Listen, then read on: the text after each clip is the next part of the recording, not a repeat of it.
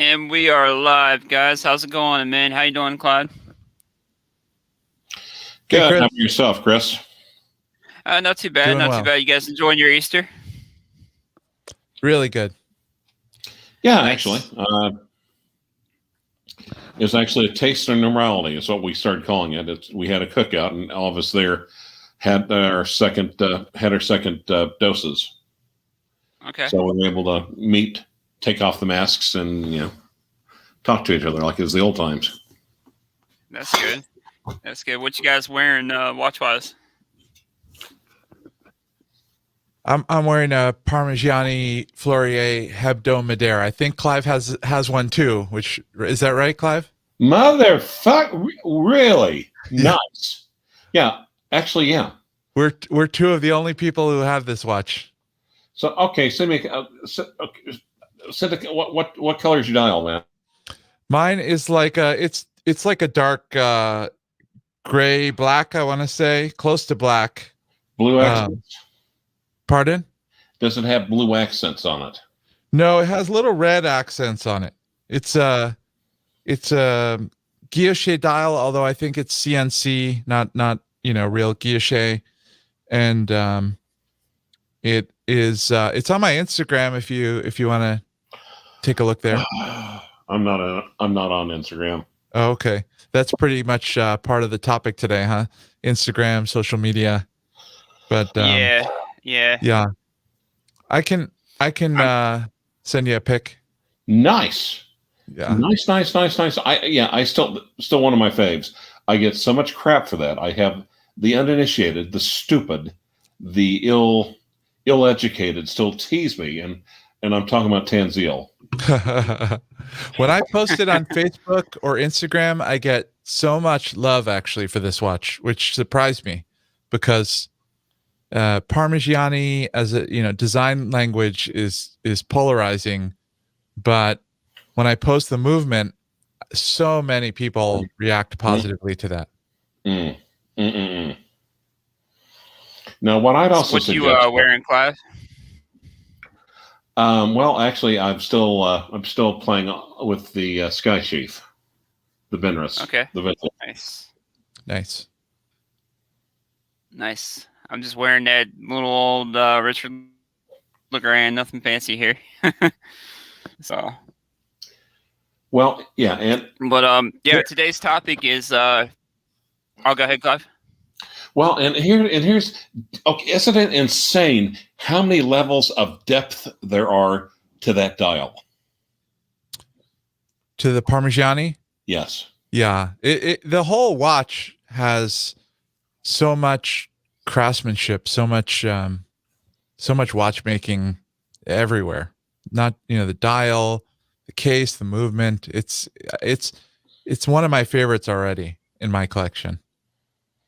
Nice. Nice. I hate to be, but I hate to be vulgar. I hate to be gauche, but how well did you do on it? So I got a very good deal on it.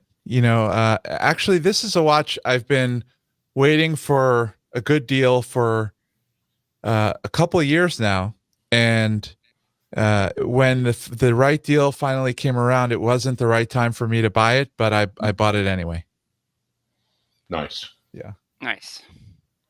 Now, is it pre-owned or? It was pre-owned. Yeah, it was a forum purchase. When a Watch Recon find, and I've been looking out for this one quite often. I've almost purchased it from Japan on Chrono 24.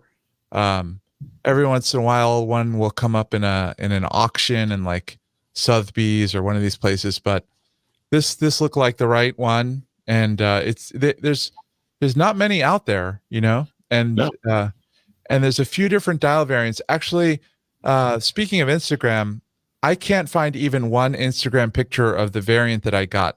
Not one, which is not something you can say for a lot of watches. So I think they're becoming harder to find, these watches. Yeah. Mine was pre-owned. Yeah. And the story is I was telling the person's name, and Hisham instantly knew who he was. It said, I have not met him, but I definitely know of him. Mm. It was the chief financial officer of one of the largest, or maybe the largest, Saudi international holding companies on the planet. Hmm. So that's the sort of person that has a Parmigiani for you. Yeah, true. And yeah, it's just ridiculous. I mean, compared to what you're compare MSRP, compared to the craftsmanship, the quality, compared to what you're getting, it's just ridiculously cheap. Yeah, the MSRP. So mine's a steel one. The precious metal ones, cost more. The steel ones, the MSRP was about 18,000 something. Yep. And it seems like a good deal for that based on the amount of craftsmanship that you see. But at secondary you can get much better. So, and I did. So very, very happy with this. Tip of the hat to you. Nice. Thank you. I thought I was the only weirdo that had one. Yeah, a lot of people seem to have Kalpas with the round movements and the automatic, but I like this so much better. Not that a lot of people have Kalpas, but the few people that have Parmigiani, tonneau-shaped Parmigianis, they seem to be the ones not with this movement. Right. The automatic rather than the Hebdo Madeira. Now, do you have it on bracelet or on a strap? I have it on. It's on a strap. Yeah. Yeah. I would like to get a bracelet for it. That's how much I like it. I hear the bracelets for these are nice, but I think it's perfect on the strap. The strap that it came with was, I don't think this watch saw much use. The strap is like new, and the watch is just not far behind. So it was an Hermes strap, right? Yes. Yep. With a steel Parmigiani deployant. Right. Now, on the other hand, well, like I said, the multimillionaire who wore mine wore it a little bit more extensively, but I kept the deployant part, but I had, Aaron from Combat Straps come up with a strap for it that just matches. I think it matches the watch, the dial. I think it's even better quality than the Hermes strap. Wow. Yeah, I've heard good things about Combat Straps. Yeah. So, yeah. Well, okay. We'll get together, swap some pictures. I'd love to see yours. Yeah, absolutely. Nice. All right. Basically, what I was saying is today's topic is social media and its toxic effect of affordables versus luxury watches. Now, I don't know if you guys, as we mentioned off camera, I don't know if anybody over here has seen Teddy Ballasar's latest video with Kevin O'Leary, like how out of touch Kevin O'Leary is with the rest of the world, I guess you could say, because he showed him some Orients and Seikos and a couple other affordable watches, and he was surprised and shocked that the Orient was only $250. So because he claims to be a so-called watch expert, but he only wants to talk about Rolex and AP all the time, not anything else, really. I think he's playing a character. That's my impression. Like, I didn't see that video, but I saw the beginning of another video where Teddy Baldassar was asking that guy to see what kind of collection they could come up with for $60,000. And then he said, is $60,000 the tip, or is it the amount that we're actually going to have to limit ourselves to on the watches? And like, I think he's playing a character. I think he's just blowing steam. I gotcha. But that's part of the effect that social media has on affordables too, because all you see posted on like Instagram, and there's certain other channels that only talk about Rolex and AP as well. Yeah, and not every brand or every price range, Well, and that's my point. It's like, so he's no different than 90% of the people out there. I mean, 90% of the people watching this probably. Certainly, I'm not going to say the other channel, because I don't want to make the sign of the cross, and several times. But of course, that's more Rolex and Patek Philippe. But yeah, that's no more. Yeah. Those people, and it makes you wonder, are those people, I almost think it exemplifies what's wrong with the hobby. Those guys aren't really into horology. It's more an investment. Exactly. I mean, and what a lot of them don't realize is like $200 or $300 is a lot for a lot of people to spend on a watch too. Like this is stuff we don't really have to have. I know I'm gonna get shamed for saying that, but we don't have to wear these. You know. Yeah. So, and as you know, like I've had experience with all different various ranges from literally a couple bucks to $20,000 watches and everything in between. And like I said, that a lot of them call themselves like watch experts, but there's no real such thing as a watch expert because you kind of learn something new every day, or at least I do. What about you guys? I know I have a lot to learn. I know that. So again, I've only seen this Kevin O'Leary person once, but once is enough to tell he's not a watch expert. Like he's Now, guys, I want you to quit being humble because you cannot be more humble than I am. God damn it, I'm the best at being humble. I'm the most humblest person you've ever seen in your fucking life. And you've got a collection, Clive, ranging from a couple $100 all the way on up, don't you? You got a little bit of everything. A little bit of everything, but no one knows everything, and to me, but part of the thing though is having a watch that a lot of people don't know about because it gives you an opportunity to talk. It's like an icebreaker. If you've got a Rolex Explorer, an Explorer 2, or even a Pepsi, you don't have to say anything. The watch does all the talking for you. Yeah, exactly. And I'm take kind of like you do, Clive. Like I kind of respect the person more that has the collection that they want rather than if it's just like all Rolex if they're doing it just for an investment and they're actually just into the hobby. I respect them more. You know what I mean? Right. Like if they're wearing them and enjoying them and not just worried about what it's going to cost them or what the resale is going to be.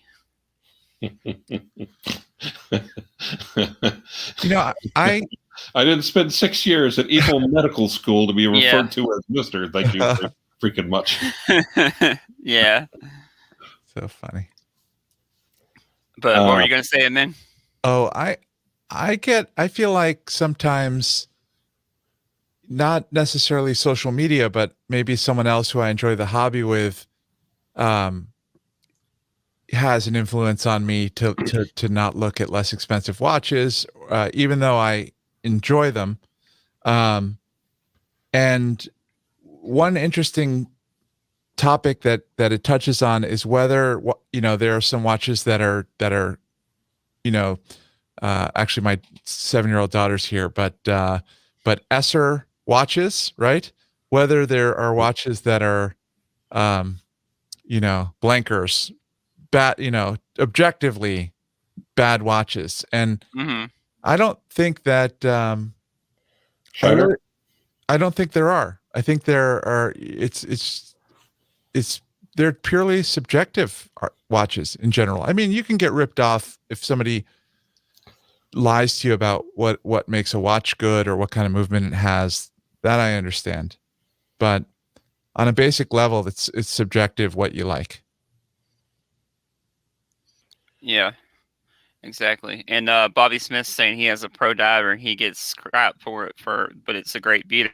Exactly. I mean, you know how you can wear it and not have to worry about it. Well, yeah. But personally, it's my intermediate vintage stuff that's giving me the real joy in collecting right now, frankly. Yeah. I will not shut up. I won't shut up about these funky little old chronographs I've got. Like I said, I finally got the Sky Chief back, the Benris, and it's got a Valjoux 72 on it. Okay. And keep in mind that is a vertical column wheel, like what is it, 2.5 hertz, very low, slow movement, accurate, and also the same movement that's in the 4-digit manual wind Daytonas and the Carreras. Legendary Carrera 72 movement. Nice. Now that's Vietnam era? No. Amelia Earhart would have worn this. This is like pre-World War II. It's even older than nice. Right. It's the same. It's roughly about the same edge as my Hoyer Big Eyes. Mhm.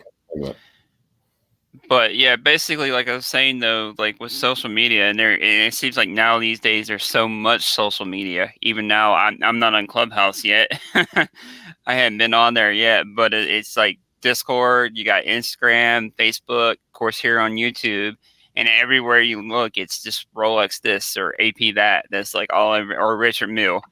That's kind of the third one that people bring up, but it's like that's all that everybody ever talks about on social media, like all the big channels or all the big, influencers, whatever. Chris, if I share a pic, is it going to crash the stream? It shouldn't. Can I show Clive my Hebdo? Yeah. Let's see here.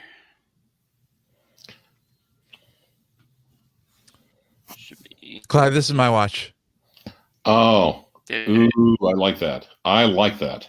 So I've definitely got it blown up. Nice. Yeah, definitely. I definitely am. Good choice. They made a good choice. Good choice that they made. Love the texture on the dial. Yeah, that's astounding. And the little dots of red for just little splashes of color. Yeah.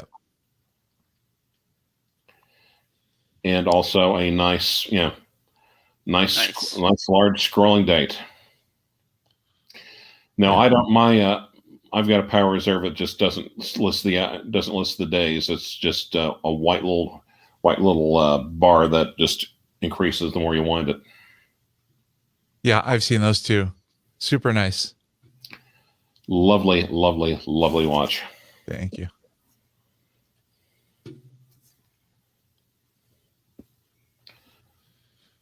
Let's see. But yeah, what's you guys' take on that with everybody just talking about Rolex and AP all the time?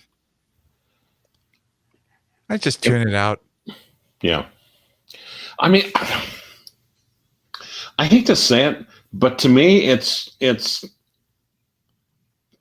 I don't want to say I'm dismissive of this sort of person, but it kind of almost says noob. True. Now I get like if you are like a true like Rolex enthusiast and you collect just Rolex, like if you want to collect every model or whatever, then I mean that's cool. There's nothing wrong with that. And I'm not saying that, but it's just one thing just to like constantly plug it just because it's all about, investment or whatever. Right. Well, and it's obvious that they don't know much about it other than the value or the resale value of it. They don't know much about the brand. They don't know much about the history. They don't know about the stories of the watches, of the references, or anything else. But yeah, I think AP. Yeah. What do you think? What do you think is the biggest offender behind Rolex? Do you think it's really AP, or do you think it's Patek Philippe? AP, Patek, and probably, like I said, probably Richard Mille is coming behind there too. The way they're going up like crazy. Now, and here's the other thing is, I wonder what. Oh, go ahead. No, go ahead, please. Oh no, go ahead. Sorry. Oh, I was going to say, I wonder which brand has the worst fans.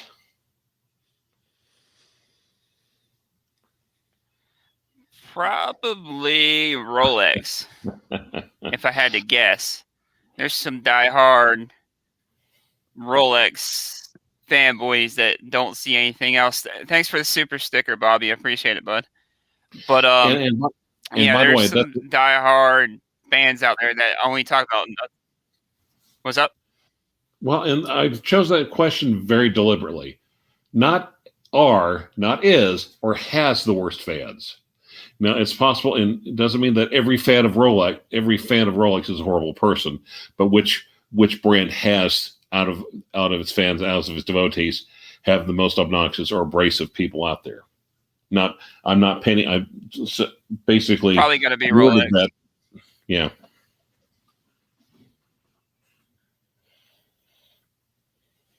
And there's a Now I'm not a Rolex or anything. You're necessarily like a bad person. well, and uh, for every blue shirt Buddha, you have a collecting vintage watch or collecting vintage Rolex. And that guy, Dave, is just horrible. Yeah, he loves his vintage Rolex sports, but damn, he talks shit on everything else. Horribly about it. Grand Seiko Yeah. fanboys can Now I be know both pretty you. insufferable at Yeah. times, as Bruce is pointing out. Now even Vostok, there's some Vostok fanboys out there that are really diehard and crazy about it like that too, though. For a What about- cheaper, yeah. watch brand. What about either Tag Heuer or possibly Invicta? You see, I almost see Grand Seiko. It's almost they've got a chip on their shoulder. Yeah. You think they're Sometimes. trying to gun for Rolex? No, it's almost like they're so used to being dismissed or excluded out of hand. They feel And see, disrespected. Yeah, and that's the thing. Like social media has had an effect on that brand as well, because a lot of people used to dismiss it just because it was part of Seiko. And social media, YouTube was probably one of those, bastions that was bad about bashing on Grand Seiko. Now it's finally becoming more of an accepted, luxury brand. Right. And I think once they separated themselves from the main Seiko Corporation, I think that was, a good move on their part. One thing Kevin O'Leary said on the video that I caught a part of was that he was saying how Grand Seiko is so great and the movements are finished like a paddock, which is not true. Not, like that's not even the part about a Grand Seiko that people rave about. Mm-hmm. But anyway, enough bagging on him. But people who, it's not, so when you're talking about which of these brands have, I guess what we're talking about is which ones have hype watches and which ones have watches that are hyped a lot on social media.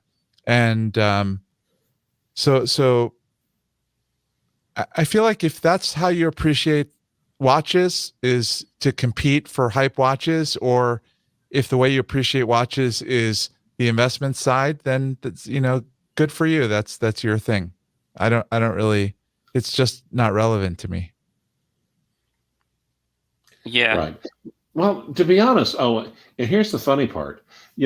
Someone loaned me a little JDM Small Baby Gets Wiped 235. I still haven't remembered. Manual 37 millimeter manual wind, relatively recent, relatively lower-end Grand Seiko. And when going through it, looking through it, I'm just thinking, besides the bracelet being just a tiny bit of a letdown, tiny bit compared to the rest of the watch, but otherwise, I was hellaciously impressed with everything about that Grand Seiko, including the dial, and it was, by all intents and purposes, entry level. It was one of their planar dials. By the way, and then someone else then got the exact same one up here. I'm like, and he said, and I was surprised where I actually quoted the model, knew the model number more than he did. But what struck me about that though is the quality you got for the price. I mean, that was, to me, that was over Rolex. Quality in the bracelet not being quite as solid, but everything on that entry level Grand Seiko was above Rolex quality, above Rolex craftsmanship. And to me, it almost at the time it appeared to me Nice. That's one brand I have yet to see. Well, it appeared to me at the time that Grand Seiko was trying to go for they're almost trying to go for like a still Calatrava. And then it's kind of funny when Amin mentioned that.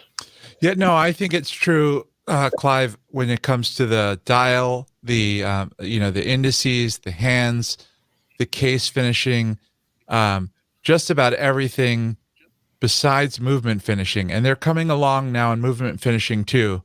But I just thought it was weird that he honed in on movement finishing when that's kind of where they've been straggling a little bit, but they're definitely coming along there too.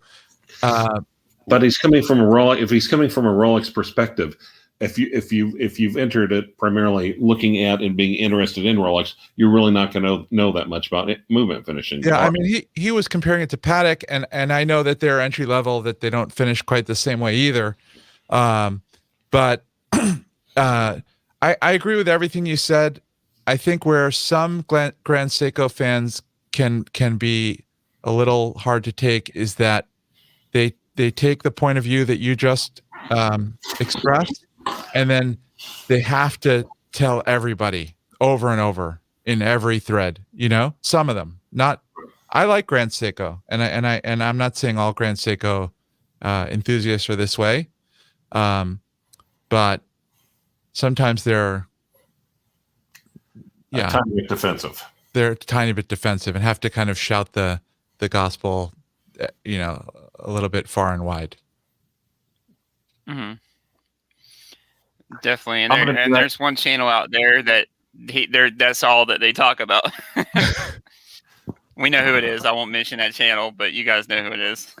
No, who is it? But what were you going to say, Clive? No, who is it? I want to know who it is now. You got me interested. You know who he's talking about. You know who it is. No, I don't. I can't. You don't know about the Gold Stunner? Oh, yeah. Okay. Yeah, that channel. That's pretty much all he talks about. It's Grand Seiko. On the other hand, you got to respect him for it. True. And I think I think in a lot of ways we're screaming over each other in agreement. What we don't like about what's putting us about Rolex and about Rolex ADs, Rolex practices is the same thing he doesn't like as well. Selling for way over secondary value on the used market, paying more for gold pieces than you do for still ones in Rolex. Yeah. There's a portion. I mean, like I said, there's a portion of me. I thought, I could definitely see an alternate universe where Clyde just has his little, small baby gets wiped 235 and just as his everyday watch and just shrugs and goes about his life. Yeah. Now I'm gonna step away for just 1 second because I don't want to Clyde stream. I gotcha. All right. But yeah, man. What's your take on that? Then, like, you think social media just pushes the 2 or 3 brands and then just kind of puts all the other affordable brands or other brands in general just to the side? I think it depends on how you use social media. So I just don't follow those people on, you choose who you follow on social media, and the people who I follow, mm-hmm. I pick the ones who post content that's interesting to me. Lately I've been more and more interested in some small independents that are not outrageously expensive. And so I'm seeing a lot of that in my social media. I honestly don't see that many Rolex or AP or Patek or certainly not Richard Mille watches in my social media. I'm just not following those accounts. Okay. Well, and I would think. And there's. Sorry, I am back to the live stream. But I would also think a lot of up and comers, a lot of micro brands are taking more advantage of social media than more established Swiss brands are. Exactly. Yeah. I mean, they send the watches, even the prototypes. Like I've had a few prototypes on my channel, which is cool to get to see before everybody else. They take advantage of that and send them out to the reviewers and let them show them to people. You know. Exactly right. Yeah, Spinnaker. I've been seeing a lot of ads on social media for Spinnaker. It's like I'm looking at the watches, saying, "Yeah, those are actually attractive little watches."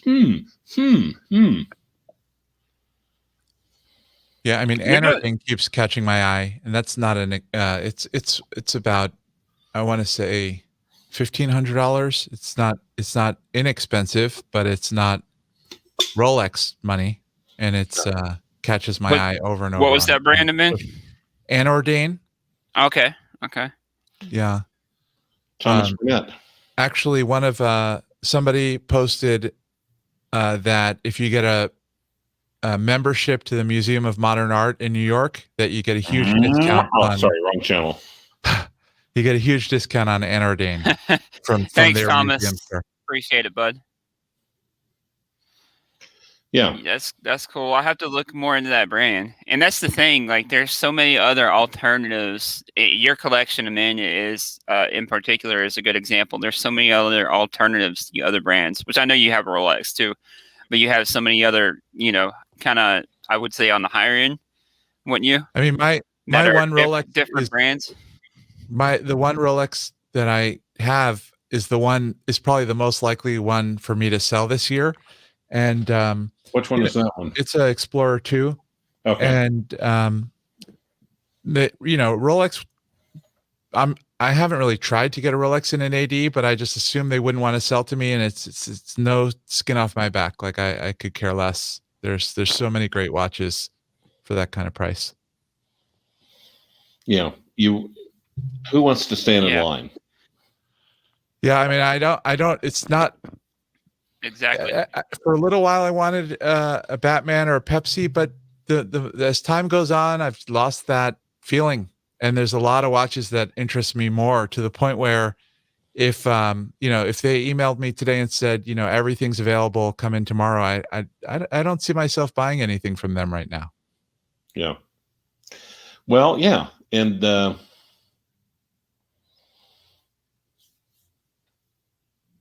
yeah. But do you think there ever will be a day when they'll be available? Like you just walk in and buy them? Like you used to be able to? No. I think it's I think it's the opposite. I think almost everybody else is following suit. So every brand is starting to control their supply artificially. Smaller releases, harder to get. It's like every exciting watch that gets announced is like, but you might not be able to get it, or probably won't be able to get it. Certainly Omega's doing it. Like the new Zenith, right? Like the new Zenith. When I bought my Bulgari, the Octo Finissimo is still one of the few watches that people talk about where you can walk into a store and just go buy it. And to me, that's really, I think when appealing. Yeah, I think when Rick had to order his, but it was like a month or so for it to get there. But they were able to order one from Switzerland, I guess, and it was there. Yeah, I mean, if they had able to get it, we might be able to get you one. Blah blah. I would have just walked out, bought something else. Life's too short. Well, and I had to, I have to say, if there's something out there that really has your attention. Yeah, and I mean, I think you're right. I think everything has moved in that direction. I think if there's anything that's come to like popular, if there's anything that's come to that's been raised on the radar that we're all aware of it, it's going to sell out. Mm-hmm. If there's something out there you really like that really takes your breath away, I would say, do your research. Do your research. Measure once. Measure twice, cut once, but don't wait, because I think if you wait, whatever it is, it'll probably be snatched up. Whatever it will disappear and go up in price. Right now, it is just such a seller's market. Even the Breitling Endurance Pro, Chris, that you tried out, even that was sold out. You know, Yeah, Bobby Legs got a really. Zin U50. Waited But you were months able and to months get and it months though, to get right? that. Well, I the only place I could find it was pre-owned. Mhm. I was Really? happy to pay sticker for that. I was just say because I If it, feel like that's one that if you go through the AD, they can probably order it for you, right? Well, I I don't know. well, and like I said, the Breitling I have, I got it for a nice little discount, but to me, it was almost. I wanted it so badly. Price is almost irrelevant. Yeah. The 806 1959. If prices go up, if it's worth more, hey, that's great. And if I found the other hand, everyone, half the people at the bottom were trying to cash in, and the prices fall in the resale value, well, I don't really care. As a matter of fact, and if that were the case, I'd be telling everyone grab one while they're still cheap. Yeah. And that's one watch, one Breitling that's gone up, isn't it, in 1959? I don't know. Don't care. I feel like it has gone up a good bit. I feel like, but yeah, that's one brand. I don't know if you guys saw my live stream the other day. I did. It's like I don't know what it is. I really love Breitling, and I don't really care about the resale value. Well, have you? Never mind. Yeah, exactly right. On the other hand, you want a freaking discount before you get one. Oh yeah, that's what I mentioned too. I was like, you definitely got to buy it right. Don't buy it like full retail. Right. Right. But to me, I almost think the whole purpose of having a collection, is to have something to where you really don't care. You like it so much you don't care about the resale value going up or down. Mm-hmm. Yep. And I think Min brought up a good point earlier because everything's getting on everybody's radar now. That might you think that's another effect of social media as well between YouTube, Instagram, definitely. and everything else. Definitely, and that's because of the brands, because of Baselworld going down, and even SIHH adapting, going online. A lot of more and more brands are figuring out, hey, we can just advertise online. We can put out YouTube videos. We could put our stuff on the internet. What's the internet called? Hodinky? Yeah. Anyway. And Yeah. I think more and more people are getting plugged into it. Yeah. I gotcha. Well, we're going on about 40 minutes. You guys about ready to call it a day? Anything. I go either way. All right. I guess we'll call it a day, guys. I hope you guys enjoy the rest of your Easter. Thanks for coming on, Amin and Clive. And by the way, for those of you in the chat, if you haven't already, please go over and subscribe to Amin Reviews. Great channel. He's got a great collection too. If you guys haven't already, I'm sure most of our subscribers are probably subscribed to the same people. Yeah. But if you hadn't, go give them some love there, guys. Appreciate you guys for coming on, and thanks for everybody joining in the comments. Thanks, Chris. Hope you guys have a good, safe rest of your Easter. Be well. Thank you, guys. Later, guys. Thank you. See ya. Should be. And he booted.